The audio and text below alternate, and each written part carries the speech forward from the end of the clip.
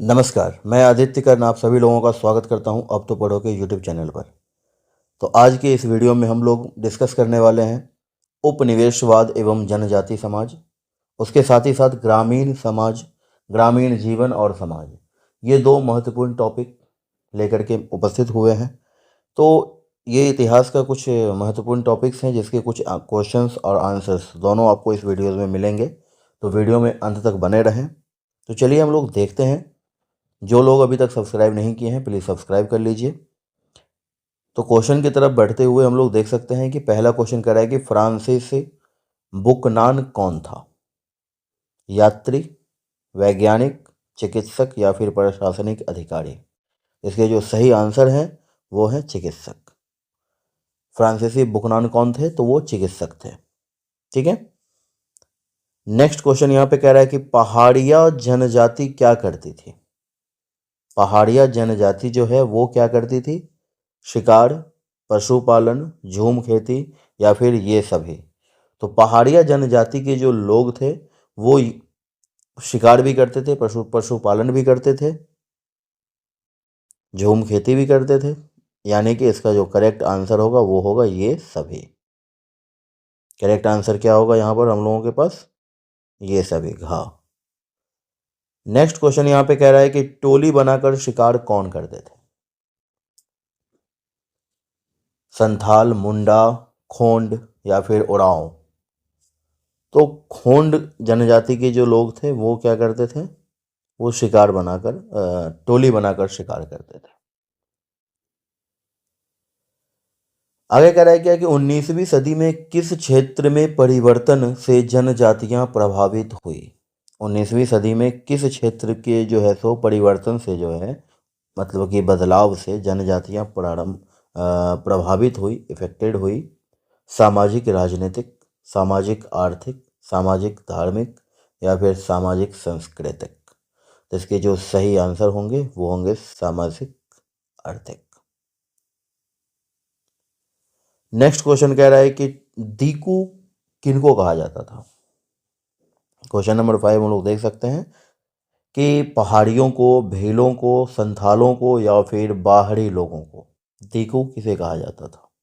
तो दीकू कहा जाता था जो बाहरी लोग होते थे उन्हें दीकू कहा जाता था।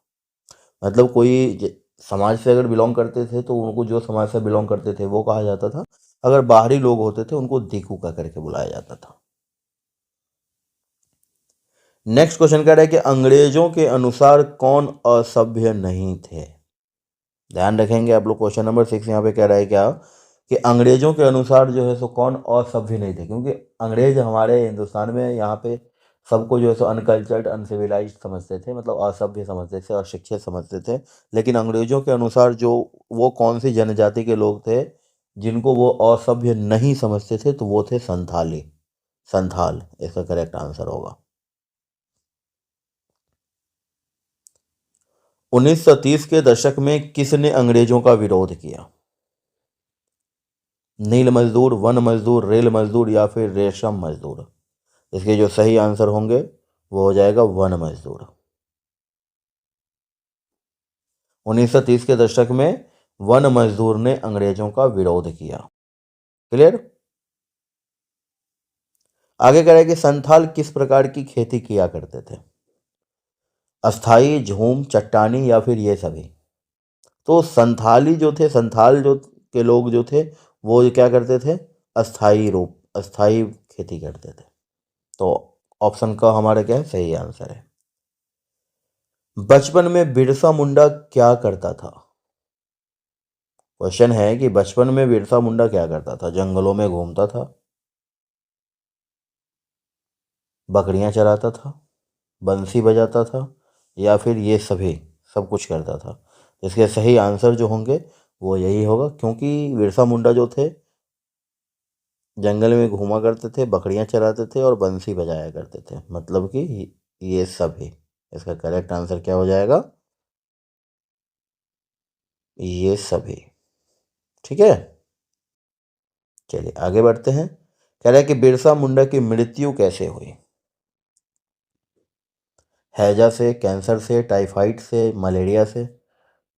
सही आंसर है हैजा से। बिरसा मुंडा की मृत्यु कैसे हुई थी? हैजा से हुई थी।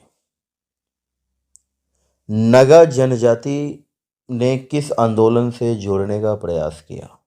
नगा जनजाति के जो लोग थे वो किस आंदोलन से जुड़ने का प्रयास कर रहे थे? असहयोग आंदोलन, सविनय अवज्ञा आंदोलन, भारत छोड़ो या फिर इनमें से कोई नहीं? सही आंसर जो है वो है हमारा सविनय अवज्ञा आंदोलन। इससे जुड़ने की प्रयास किए। आगे कह रहा है कि आधुनिक काल के पूर्व भूमि का मालिक कौन होता था?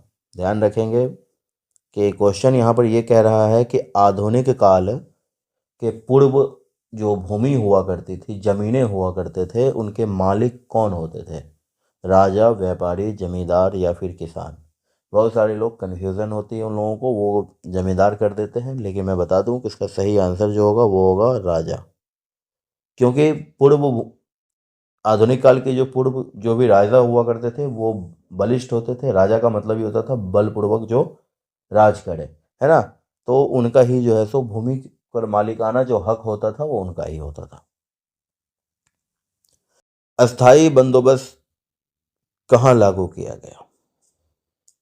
क्वेश्चन है यहाँ पर कि अस्थाई बंदोबस्त कहाँ लागू किया गया? बंगाल, बम्बई, पंजाब या फिर गुजरात? तो सही आंसर है हमारा बंगाल। अस्थाई बंदोबस्त जो है वो बंगाल में जो है सो लागू किया गया था। आगे कह रहा है कि दीवानी का अधिकार किससे संबंध रखता था? दीवानी का अधिकार जो होता था वो किससे संबंध रखता था? राजस्व से, सेना से, व्यापार से या फिर भूमि से? तो सही आंसर है राजस्व से। दीवानी का जो अर्थ होता था, संबंध होता था, अधिकार, वो राजस्व से संबंध रखता था। क्लियर? अस्थाई बंदोबस्त का संस्थापक कौन था? बुकनान, कैप्टन रॉड, लॉर्ड कार्नवालिस या फिर टॉमस मुनरो? करेक्ट आंसर जो है लॉर्ड कार्नवालिस।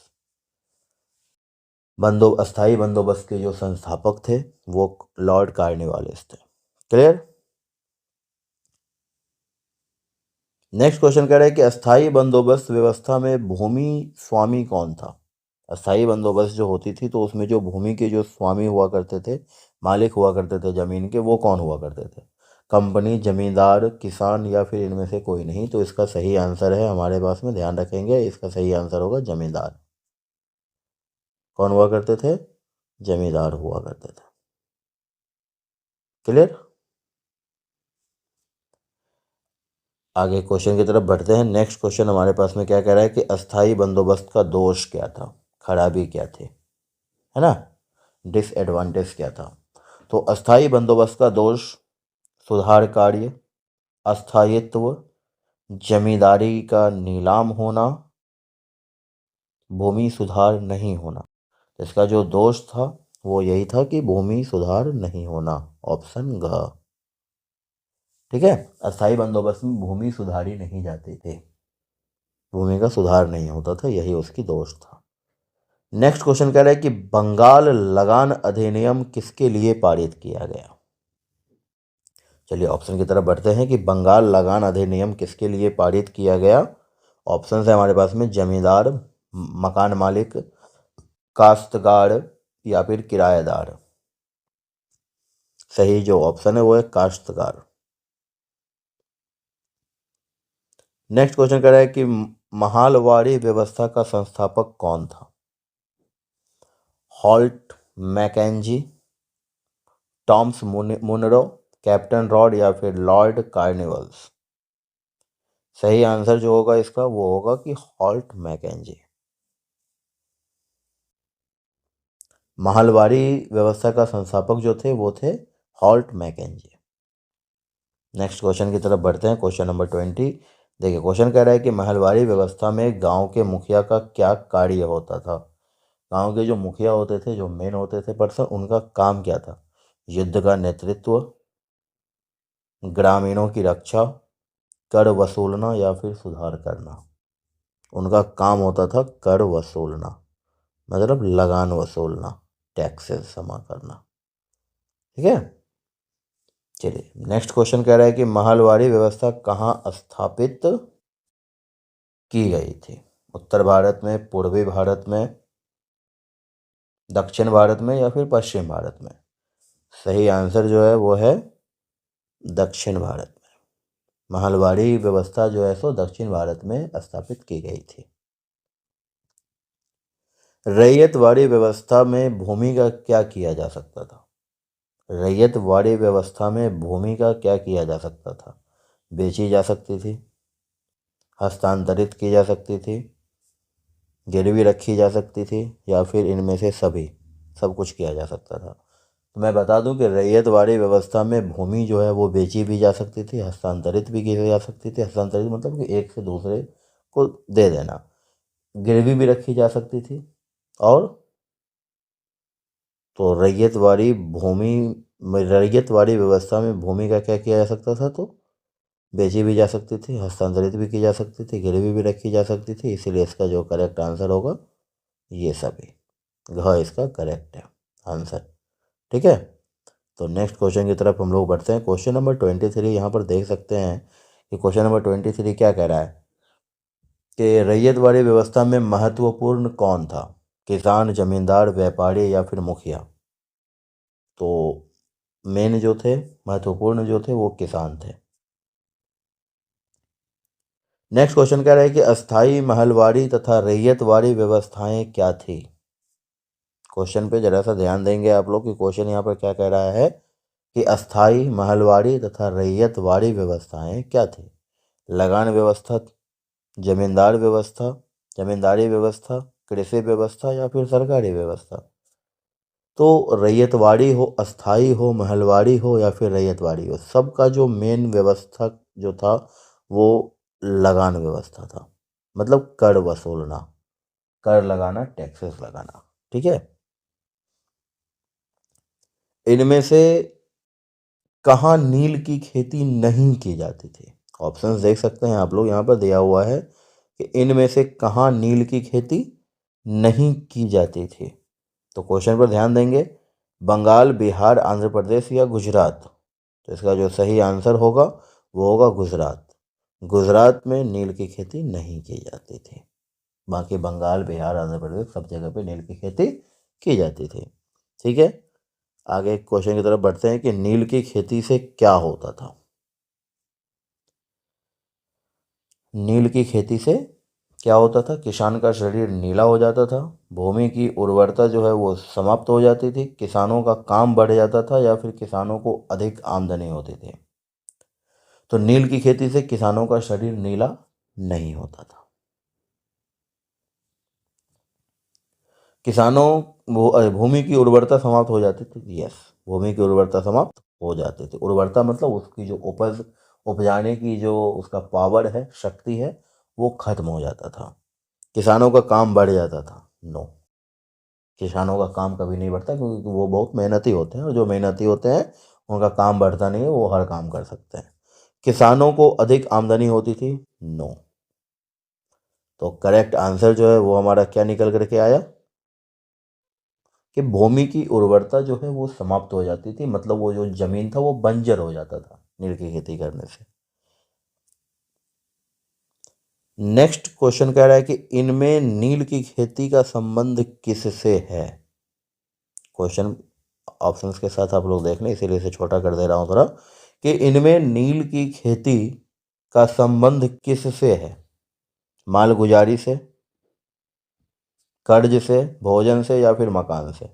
मैं बता दूं कि कर्ज, कर्ज की वजह से जो है सो नील की खेती ना चाहते हुए भी किसानों से करवाया जाता था। ठीक है।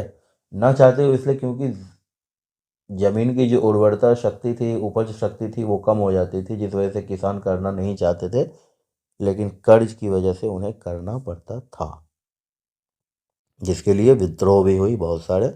अब देख सकते हैं क्वेश्चन नंबर 28 कह रहा है कि भारत में कपास की खेती को क्यों बढ़ावा दिया गया? भारत में कपास की खेती, कॉटन की जो खेती होती थी उसको क्यों बढ़ावा दिया गया? तो इंग्लैंड में औद्योगिक क्रांति के कारण, लोगों का कपड़ा देने के लिए, किसानों को नौकरी देने के लिए, नई भूमि व्यवस्था स्थापित करने के लिए। तो करेक्ट आंसर जो है वो है, करेक्ट ऑप्शन है क। इंग्लैंड में औद्योगिक की क्रांति के कारण, क्योंकि कपास की वजह से इंग्लैंड में जो है सो वहाँ का जो बिजनेस था, वहाँ का जो व्यापार था, वहाँ का जो उद्योग थे, उसमें क्रांति बढ़ हो गई थी, मतलब बहुत ज़्यादा, जिस वजह से जो है सो भारत में कपास की खेती को बढ़ावा दिया गया था कि ये जितना ज़्यादा उपजाया जाएगा उतना ज़्यादा वो प्रॉफिट बना पाएंगे इंग्लैंड में। नेक्स्ट क्वेश्चन कह रहा है कि भू राजस्व प्रणाली से कंपनी को क्या लाभ हुआ। क्वेश्चन पर ध्यान देंगे। क्वेश्चन कह रहा है क्या कि भू राजस्व प्रणाली से कंपनी को क्या लाभ हुआ। ग्रामीण क्षेत्र से संपर्क बढ़ा, बंगाल के राजस्व पर अधिकार हो गया, बंगाल पर शासन हो गया, या फिर ग्रामीण व्यापार से संपर्क बढ़ा। ठीक है, तो ग्रामीण क्षेत्र से संपर्क बढ़ा, बंगाल के राजस्व अधिकार, तो इसमें जो करेक्ट ऑप्शन है वो है ख, कि बंगाल के राजस्व पर अधिकार बढ़ गया। तो भू राजस्व प्रणाली से कंपनी को यही फायदा हुआ कि वहाँ के जो राजस्व था उस पर जो है सो उसका मतलब बंगाल के राजस्व पर जो है सो अधिकार बढ़ गया था, अधिकार हो गया था। ओके, तो आज के इस वीडियो में इतना ही। मैं आप लोगों से रिक्वेस्ट करूंगा कि अब तो बड़ों के यूट्यूब चैनल को प्लीज़ आप लोग क्या करें, सब्सक्राइब कर लें। ठीक है, चलिए, धन्यवाद, थैंक यू।